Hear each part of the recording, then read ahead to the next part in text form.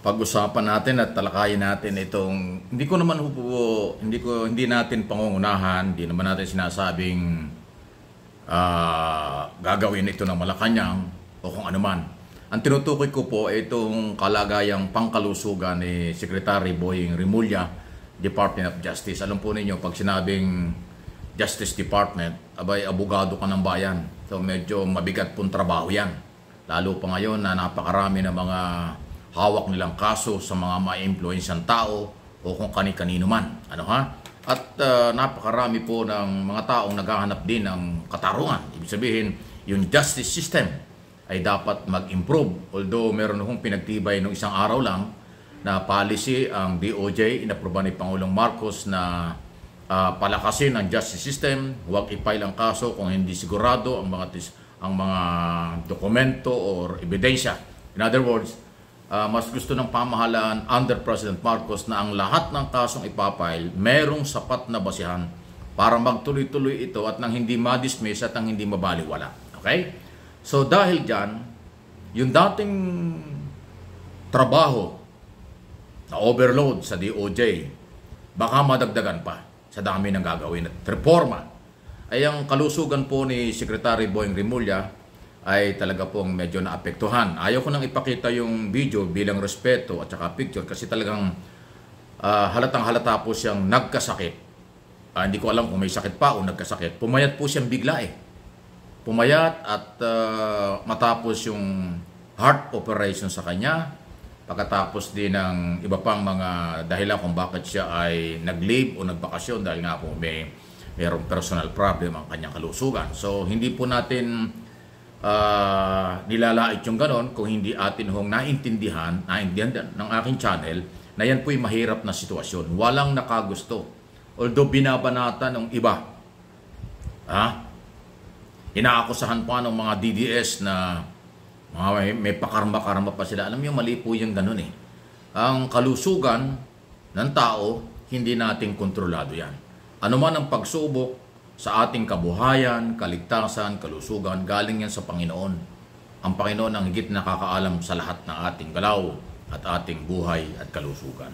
Kaya yung iba nalalait pa, ako hindi. Ang akin sinasabi rito, sa oras na halimbawa ay sabihin ni Secretary Rimulya gusto niya magpahinga dahil may sakit siya, sino ang gagawin kaya at sino ang karapat-dapat maging Secretary ng Department of Justice?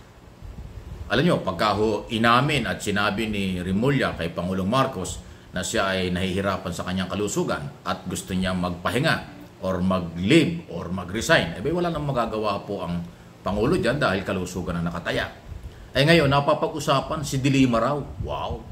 Dating senador, dating sekretary, Laila De Lima. Okay? Kasi until now, hindi po nababanggit yung kanyang pangalan na kung siya ba'y tatakbo o hindi sa national position. Pag tinatanong siya, wala pa rahong planong ganon. Or wala naman pong nagsasabi na political party o yung hanay ng oposisyong Liberal Party na si De Lima ay kakandidato. Although gusto ng iba. Hindi ko alam kung merong something or kung ano man. Pero dahil hindi naman siya nababanggit pa ngayon sa national position, ayaw naman natin pangunahan kung sakali ba na i-offer sa kanya o ipagkatiwala ni Pangulong Marcos ang Department of Justice sa dating sekretary at dating senador. Okay, palagay ko, okay lang, matatanggap ba ito ng mga Marcos supporters, loyalists at ng ating mga mamamayan? Kasi alam naman natin, ang pag-appoint sa presidential appointees or ng anumang cabinet position ay exclusive yan sa Pangulo. At si Pangulong Marcos hindi po nakatingin sa kahit anong kulay. Lahat ng kulay na nakikita niya na makakatulong sa kanya, ini-appoint niya at tinutulungan niya. Nakita niyo si Senador Rap Recto, dating senador yan, ngayon pinansekretary. Yan ay isa ring kaalyado ng Aquino administration, Liberal Party. At yun naman talaga. Ito si Angara, na ngayon incoming secretary ng Department of Education, ayun ay dating membro ng Liberal Party. Kaalyado rin ng nakaraang gobyerno. Ganun po talaga eh. At yung iba pa dyan. Okay? Yun yung mga ibang cabinet secretary ngayon ni Pangulong Marcos ay kaalyado yan ni dating Pangulong Duterte. So ganun po yung iba kaalyado ni dating Pangulong Gloria Macapagal Arroyo. So Aquino, Arroyo, at saka po Duterte, yun din yung ibang mga cabinet secretary na dyan.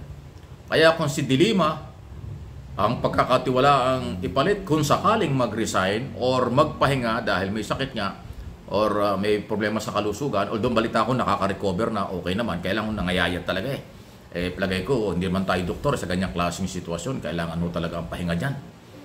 Nakaka-stress po ang trabaho, lalo na ang Department of Justice. Ikaw yung abogado ng bayan, ikaw yung magbibigay ng hustisya, katarungan sa mga Pilipino na naghahanap nito. Aba, hindi birong trabaho yan. So, kailangan dyan ay 100% nasa kondisyon ang kalusugan. Ay si Secretary nga po, Boying Rimulya, ay may ganong problema.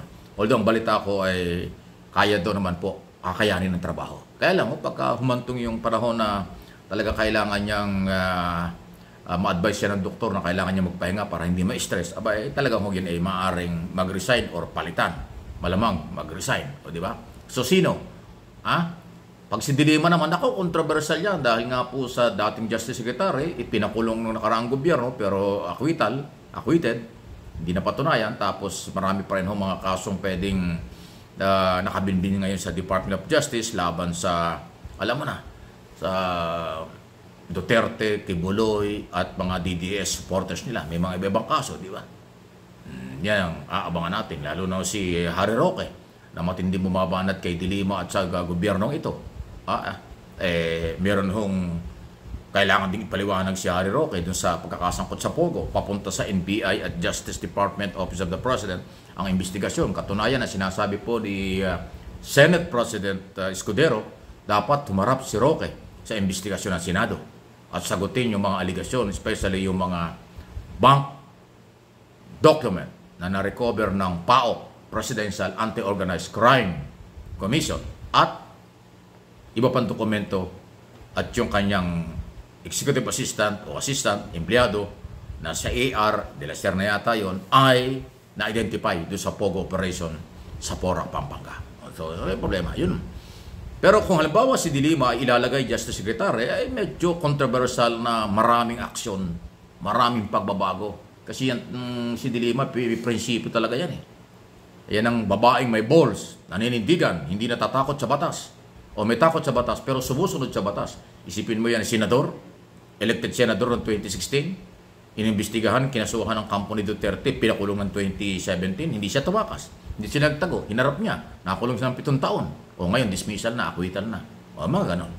Kaya pag naging Justice Secretary, alam niya, personal, kung ano ang buhay ng mga biktima ng karahasan, biktima ng mga walang sapat na ebidensya at biktima rin kung paano ang karapatan ng mga simpleng tao, walang impluensya sa paghahanap ng katarungan. Justice Department po. Kaya ako, para sa aking opinion, ayaw kong pangunahan, okay na okay si De Lima na ibalik sa Justice Department. Mas maraming aksyon, mas maraming iimbestigahan, mas maraming pwedeng kasuhan sa korte kapag yan ang naging Justice Secretary. Dahil wala nga takot eh. May tapang na may paninindigan sa kanyang trabaho. Ano ang inyong masasabi niyan? So, linilinaw ko lang hindi ko po pinagre-resign si Rimulya. Ang sinasabi ko lang, yung kanyang kalusugan, isa yan sa makaka-apekto sa kanyang trabaho araw-araw dahil hindi biro ang trabaho. Kung magre-resign siya at papalitan siya ng Pangulo, ayan ang pinag-uusapan. Si De Lima, isa po sa mga abogado na mayroong qualification, palagay ko'y nababagay sa pagbibigay ng hustisya at paghanap ng hustisya ng mga Pilipino.